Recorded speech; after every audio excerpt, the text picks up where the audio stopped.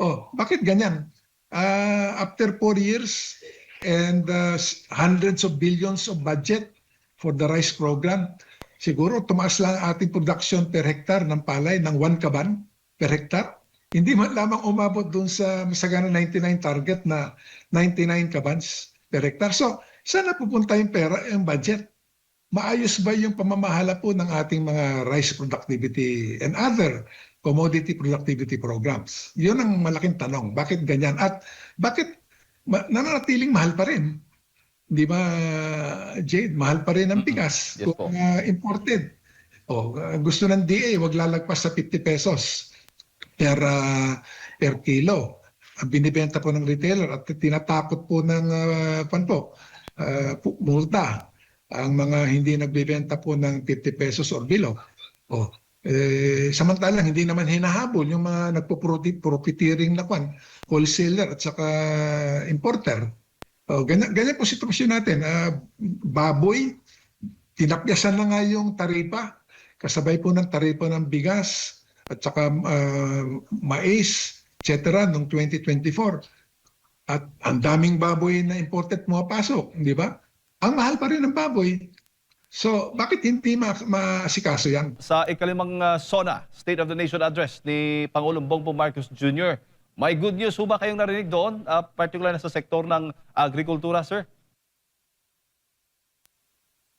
Medyo hindi kompleto yung larawan na ibinigay ng ating Pangulo patungkol sa kalagayan po ng agriculture. So, siyempre bilang ang Pangulo natin, ang kanyang pinahayag yung positive side ng kanyang performance, especially yung mga pamamahagi po ng iba't ibang mga infrastructure projects, irrigation, farm machinery, at saka inputs, crop insurance and the like.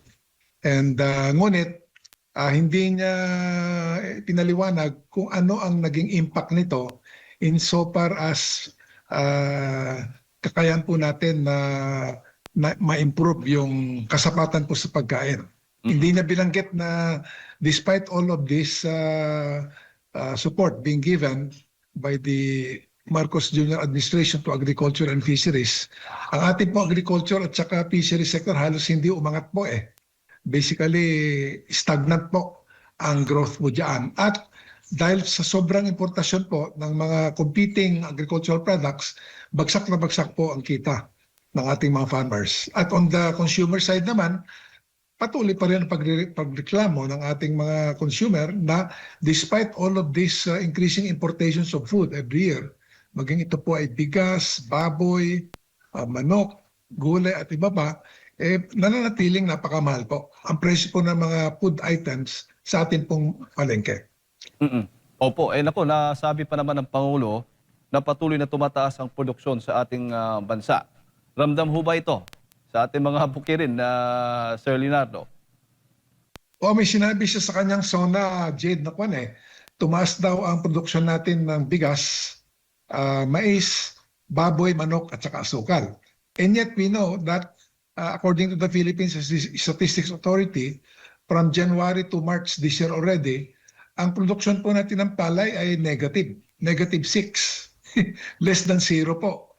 Tapos sa asukal naman, kakalabas lang po ng isang news report kahapon na from first 6 months ng 2026, bagsak po ang produksyon po natin ng raw sugar by 11% compared to the same period in 2025. So, kakasabi lang niya na nag-improve ang production sa bigas, sa palay, at saka sa sugar. And yet, on the very same day, or almost the same day, according to official government data, bagsak po ang production po dito sa produktong ito. Opo. Ayon sa Pangulo, Sir Leonardo, pinatatatag daw ng pamahalaan yung sistema ng agrikultura upang matiyak ang supply ng pagkain at mapababa nga yung presyo nito. Anong sistema ho ito? Kung meron po kayong ideya, at sapat ho ba ang mga hakbang na ginagawa ng gobyerno para po makamit po natin yung food security? Ang pagkaintindi ko dyan, Jade, pinapatatag kasi pinararami at pinalalakas yung basic infrastructure o foundation. ng ating food supply chain, ano, starting from pre-production, production, all the way to the retail outlets. Kaya pinararami yung irrigation, yung mga cold storage facilities, mga rice processing centers at saka machinery. Okay naman yun, Jade, no? Pero that will take time before they can be completed. Siguro itong mga sinasabing cold storage facilities, kwan po yan, baka kulang po yung remaining 2 years para makompleto yan. The same thing for the farm-to-market roads.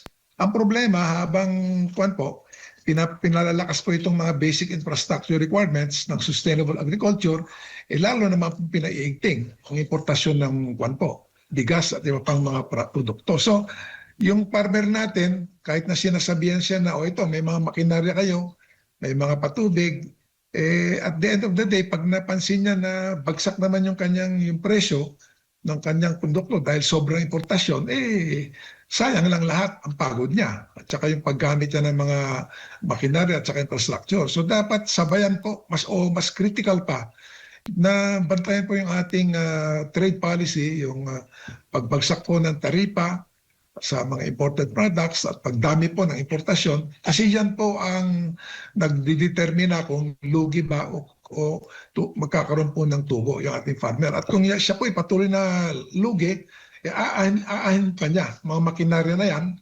mga bagong rice mills na yan, kung alam niyang malulugi lamang siya. Opo. Pero pagdating po doon sa suporta sa ating mga magsasaka, nababanggit po ng Pangulo na meron pong mga suporta tulad po ng farm inputs, makinarya, mga irigasyon at insurance. Ito ho ba lahat ay nararamdaman ng ating mga magsasaka? O may mga magsasaka po, mga maliliit na magsasaka, ang hirap pong ma-access itong mga programang ito? Well, siyempre, Jed, nakakatulong lahat yan, no? Pero considering yung matagal na pong hinihintay itong klaseng interventions ng ating farmers since way back pa, talagang kulang pa rin. Kulang yung budget, kulang yung pondo para dyan. Nabanggit lang ng Presidente last year, in-expect na yung Philippine Coconut Authority na by 2028, magkakaroon ng panibagong 100 million na new coconut trees to be planted before the end of his term in 2028. But here comes the administrator of the PCA, si Administrator Dexter Buted. Kakasabi lang niya na wala silang budget para tuparin yung utos ng ating Pangulo. So, maganda yung pahayag. Okay, 100 million new coconut trees, but you have to provide the necessary funding for the PCA and the different stakeholders to be able to make the 100 trees target possible by 2028. Opo. Nabanggit din po ng Pangulo na mas malakas na ngayon po yung kakayahan ng NFA na bumili ng ani sa mas magandang presyo. Siguro mas mataas na presyo po ito. Sa inyo pong obserbasyon, makakatulong ho ba ito para tumaas din po yung kita ng ating mga magsasaka? Well, as usual, again, Jade, no, maganda yung salita, maganda yung rhetoric. But the reality is much different. Okay, so kaka-announce lang ng National Food Authority na this year, mamimili daw sila ng palay kahit basa at 21 pesos per kilo. Tapos pagka tuyo at better grain quality, it will be 23 pesos pataas. But again, Jade, based on recent experience, napakahirap magbenta, lalo na ang pangkaraniwang magsasaka ng kanyang palay sa National Food Authority. Unang-una, kulang po yung budget ng NFA.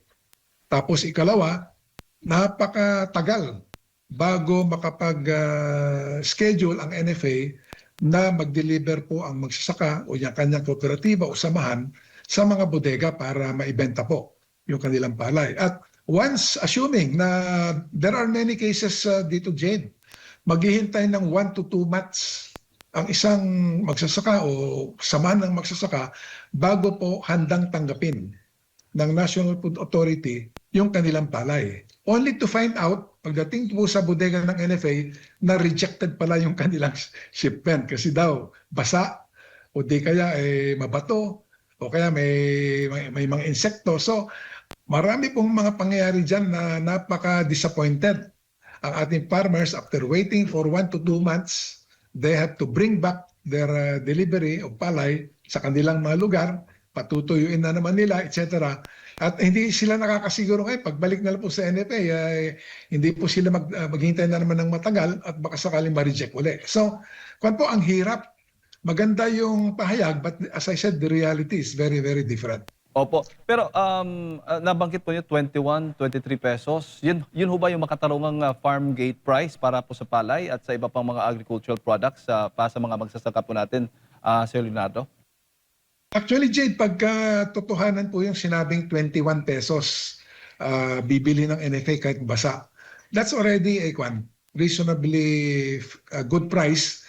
But as I said, it's the actual performance that will matter. Kasi ang mahirap dito, baka pinaaasa na naman natin ang farmer. Okay, magsikap kayo, magtanim kayo. Kahit na nagmahal yung abono because of the Iran-US war, di ba? So magsisikap. Pero pagdating po ng anihan, starting mga September, baka pagdala ng partner, yung palay niya, basang-basa kasi tag-ulan yan eh. Baka wala naman mechanical dryers ang NFA or kulang na kulang. Or limitado po ang pondo. Kaya kukunti pong mabibili nilang na palay. Especially if it is basa. Opo. Doon naman po sa crop insurance, dahil nabanggit din po ng Pangulo na ngayon ay hindi lamang limitado sa mga pananim. Sabi pa nga niya, kasama sa saklaw nito ang mga alagang hayop, palaisdaan, mga gamit at pasilidad, pati sa sakyang pang-agrikultura. Gaano ho kalawak ang nakikinabang po dito? Well, magandang programa yan na Jake, no? Kasi tama naman si Pangulo. Kasi originally ang crop insurance lang talaga ang sinisiguro dyan yung Actually, ang reklamo noon, ang sinisiguro dyan yung utang ng magsasaka sa mga bangko. But over the years, nagpasa po tayo ng mga remedial legislation. Isa po ako sa mga nag-introduce ng batas para mapabuti po yung terms at saka benefits po ng crop insurance. So, hindi lang po yung utang, kung hindi yung actual na kita ng magsasaka ang dapat pong maibalik. Or at least a good percentage of that maibalik pagka tinamaan po ng mga natural calamities, yung kanya pong ani. And then later on, hindi lang po yung pananim ang siniguro o yung kita ng farmer, pati po dinagdagan po ng coverage, pati po yung hayop, pati po yung isda, including farm facilities. Ano po? Yung po mga traktora na magsasaka and so on, ay sinakop na rin po ng Philippine Crop Insurance Corporation, as well as meron pong dinagdag bilang additional incentives yung pong life insurance. So lahat po maganda po yun. Kaya lang as is the case, para masakop po ang karamihan po ng ating mga farmers at fisherfolk ng crop insurance program, importante talaga yung additional budget ibigay po sa PCIC. Kailangan kasi partly subsidized po yung ating crop insurance program. Meron pong portion po dyan na sagot po ng national government, may portion po dyan sagot ng, let's say, Department of Agriculture, and so on. So dapat checkin po ng pamahalaan natin that there is enough government funding para po matugunan po yung premium po na kailangan bayaran po para sa crop insurance. Oo, nabanggit mo yung utang, insurance, kasi nangako din po ang Pangulo na matatapos din yung pamamahagi ng mga titulo sa lupa at ang pagpapawalang bisa ng utang ng mga agrarian reform beneficiaries. Ano pong masasabi po ninyo dito? Again, I would say that that is one of the positive accomplishments ni Pangulong Bongbong during the past 4 years. No? Kasi alala natin, noong 2013, sa ilalim po ng kanyang pagtulak sa Kongreso, ay ipinasa po ang tawag po dyan ay New Agrarian Emancipation Act. At yung pong utang, nalalabing utang po ng mga agrarian reform beneficiaries, around po yan, 617,000 na meron pa po silang hindi nabayaran na kabayaran o amortization sa lupa na ipinamahagi sa kanila sa ilalim ng Land Reform Program. Under that new law ay forgiven na po, pinawalang bisa na po yung kanilang utang.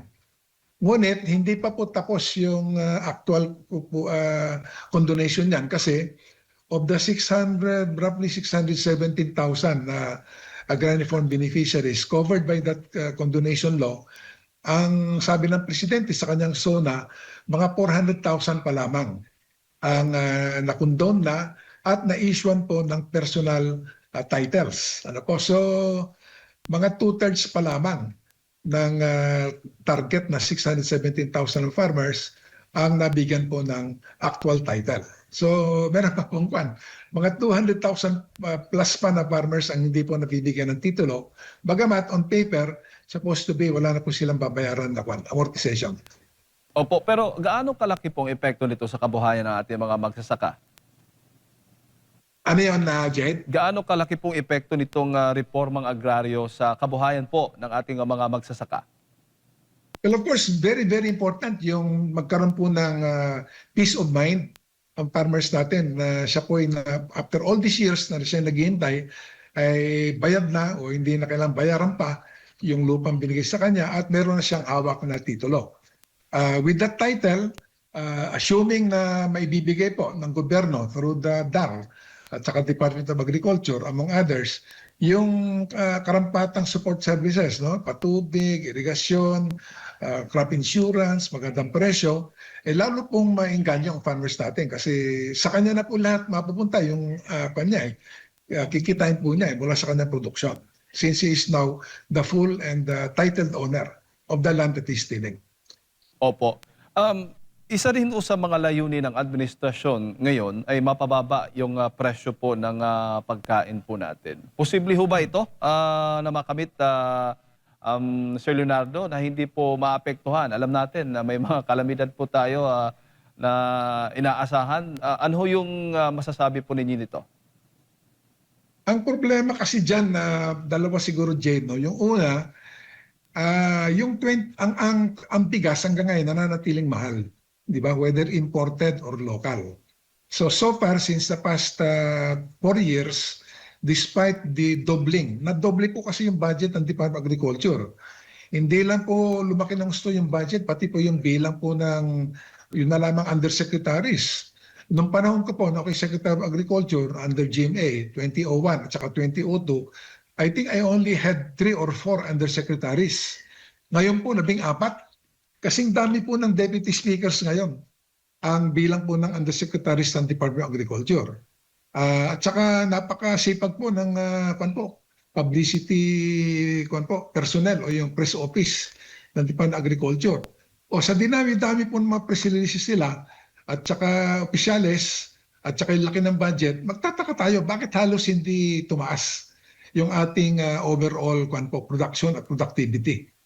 Yun na lamang po sa bigas, alam niyo, 60% ng budget ng DA, which is about 200 billion this year, di ba? So kung 60%, mahigit 100 bilyong piso ang itinututok ko sa rice program. Bakit ang po natin, ang yield per hectare natin o yung inaani po natin na palay, bawat hektarya, in 2022, it was 4.11 kabans, that is about 4.11 tons bawat hektarya, that is about 82 kabans bawat hektar. 2026, hindi malaman po umabot ng 4.2. Bakit ganyan?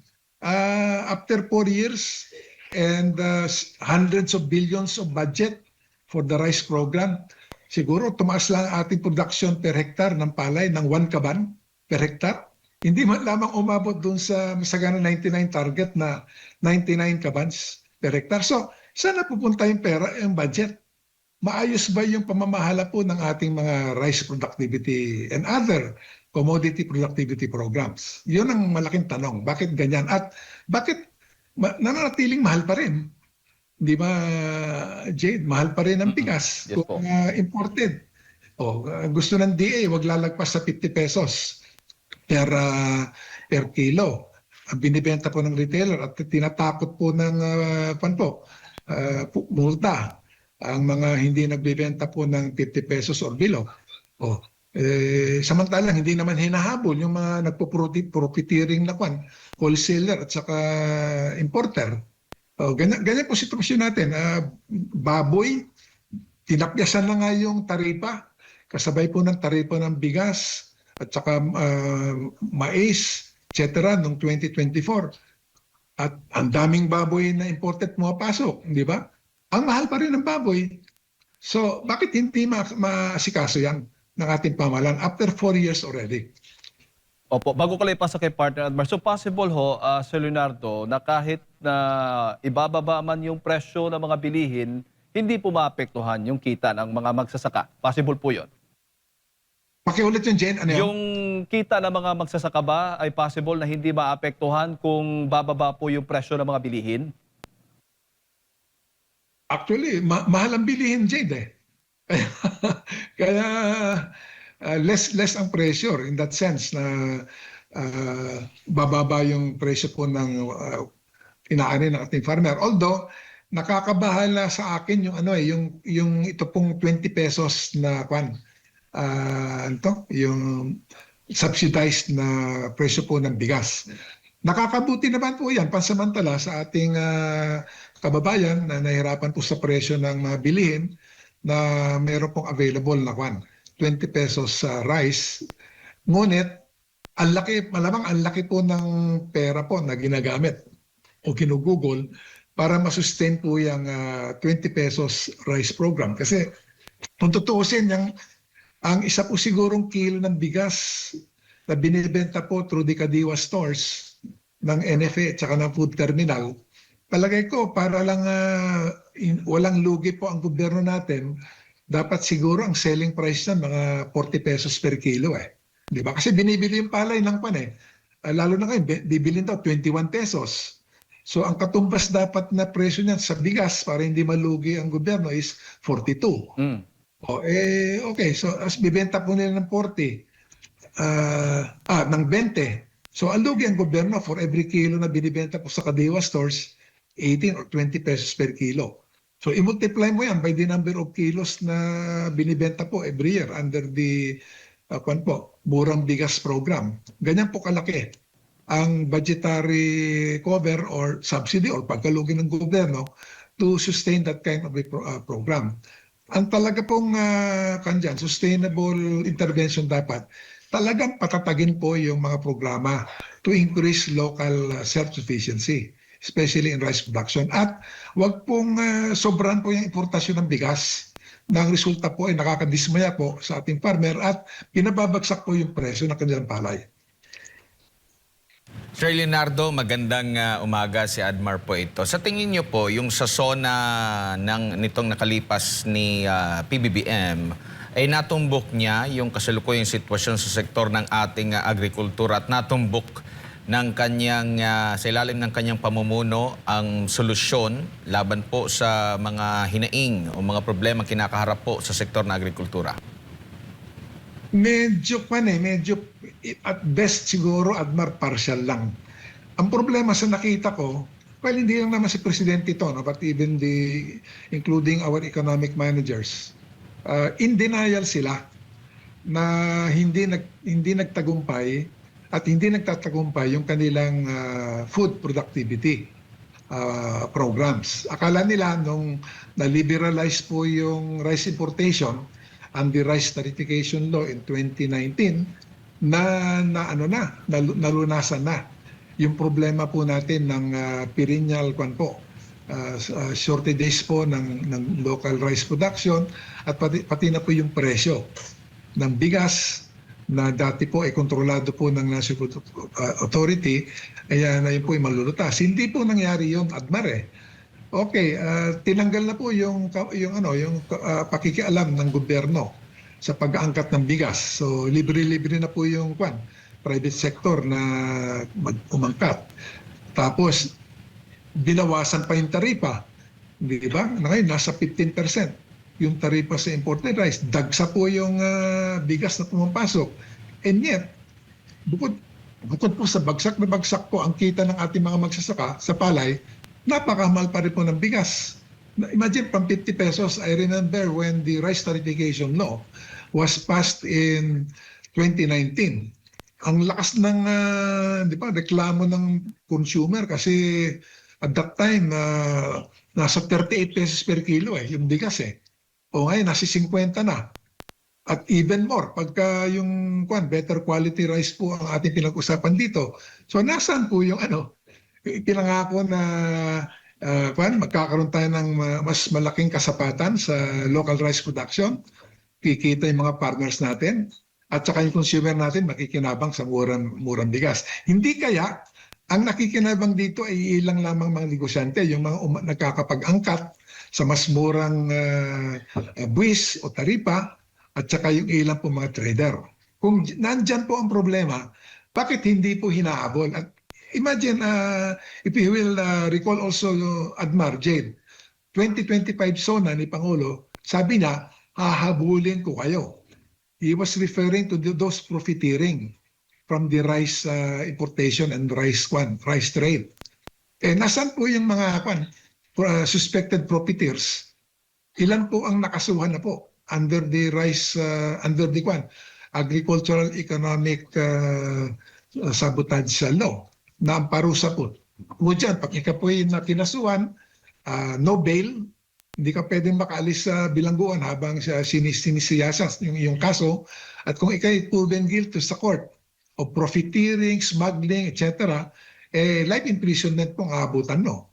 Na ilan po ang nakasuhan na upang matakot po yung mga talaga nagsasamantala po sa ating consumer at sa ating mga magsasaka. Wala pa po hanggang ngayon At wala rin po kayong narinig na parang plano for the remainder ng kasalukuyang administrasyon na makakatumbok din sa inyong pangangailangan? Wala. Actually nga, yung isang inasahan na sana namin, at matagal na namin sinasabi ito since 2024 pa, itanggalin na itong EO62 na ito na masyado pong pinahirapan ng ating mga magsasaka dahil bagsak na bagsak ang presyo ng palay. Tapos bukod pa po dyan, dahil binawasan po yung tariff at saka yung koleksyon ng Bureau of Customs, ang nawala po sa koleksyon ng Bureau of Customs since 2024 because of the reduced tariff is about 47.5 billion pesos. Ang reduction po sa customs revenue from rice importations. Yan sana po naibalik po sa Rice Competitiveness Enhancement Fund upang mapatagdagan pa yung mga makinarya, mga binhe, irrigation systems, especially solar, etc., na magpapalakas sana po sa productivity ng ating mga magsasaka at maging mapababa pa nga ang presyo po ng local rice. Hindi po ayaw po nilang galawin yung overdependence natin sa importasyon. Maging ito po ay sa bigas, baboy, asukal, gulay, etc. Yun po ang naging problema. Opo, at kayo rin po ba ay nagtataka o nabigla dahil mas nabanggit pa po na posibleng sa susunod na taon ay may ilulunsad na racket ang Pilipinas, na alam naman natin hindi yan mura, kumpara sa malinaw na tahak sa sektor ng ating agrikultura po? Siguro kung pwede lamang i-volunteer natin yung mga economic managers na masyado po nagpapahirap sa ating mga magsasaka. Siguro kasi parang ang mundo nila labas po sa pangkaraniwang mundo ng magsasaka natin, nakayapak sa putik, ang farmers natin, kinakalaban ng mga peste, RSSI sa mga sugar farmers natin, bagyo, tuyot, etc. And yet, ang liit po ng protection binibigay ng ating government, especially in the form of the proper tariff protection. Iba po yung mundo nila So baka, since iba po yung mundo ng ating mga economic managers, baka po masabuti ilagay po sila sa buwan o sa outer space, doon po sa rocket ship na ilulunsad yata sa next year. Yun po. So at least baka yung papalit sa kanila, baka mas attuned sila sa actual problems in situation on the ground, lalong-lalo na po ng ating mga magsasaka. Sa tingin niyo po, kakayanin pa sa natitirang 2 taon na pumihit ang administrasyon at matugunan yung mga hinaing niyo po, Ginoong Leonardo? Palagay ko, mahirap na kasi ayaw na nila mag-reverse course yung SONA ng Pangulo ng Lunes, nagbigay sana ng pagkakataon sa kanya na sabihin niya, kailangan na ripasuhin natin mga patakaran po natin. patungkol po sa food security at yung overdependence natin sa food imports. So ako ay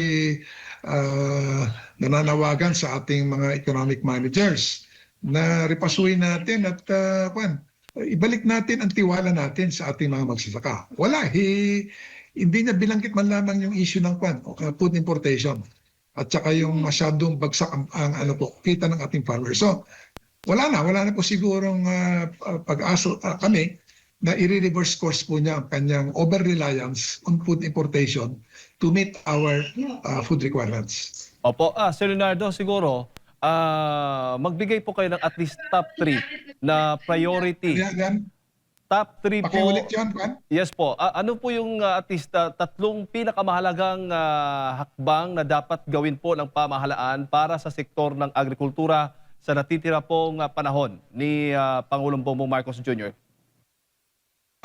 Sorry, Admar, mahina yung audio. Opo, si Jade po Sorry. ito, Sir Leonardo. Opo. Narinig ho ba ninyo ako? Ito lang huli, ito lang. Opo, sir. Ano ho yung at least tatlong pinakamahalagang priority dapat ng administrasyon ngayon sa natitirang termino po niya na dapat po niyang gawin para po sa sektor ng agrikultura? Sorry, hindi ko ang tanong mo ba kung ano pa dapat gawin pa sa nalalabing kwan? Yes po. At least top 3. Oh. Siguro fire the economic managers na masyado pong umaasa sa importation to meet the food security needs ng ating mamamayan. Number 2, palay ko pag magawa lang niya yung recommendation na yun, medyo malaking po yan, malaking advance na po yan. Kaya hindi ko na ako babanggitin yung last 2. Opo. Alright, siguro, Sir Leonardo, huling mensahe mo na lang para sa lahat ng ating mga kababayan na nanonood po sa inyo sa mga oras na ito. Opo, marami pa po tayong hinaharap na problema ngayon at saka hamon, especially napansin ko doon sa zona ng ating Pangulo, ang pagkaalala ko, hindi yata nabanggit yung El Nino eh. So, as we move on to the next few months, base sa mga experts po sa klima at pati na rin ang ating Pag-asa Weather Bureau, ay titindi po itong El Nino. So, dapat po, kung ano po yung kayang gawin ng ating mga mamamayan, magtipid po sa paggamit ng tubig, makipag-ugnayan po sa ating lokal at saka national government agencies para maipon po whatever water resources that are available, gawin po natin yan. Huwag po natin hintayin na last minute bago po tayo kumilos. Yun po.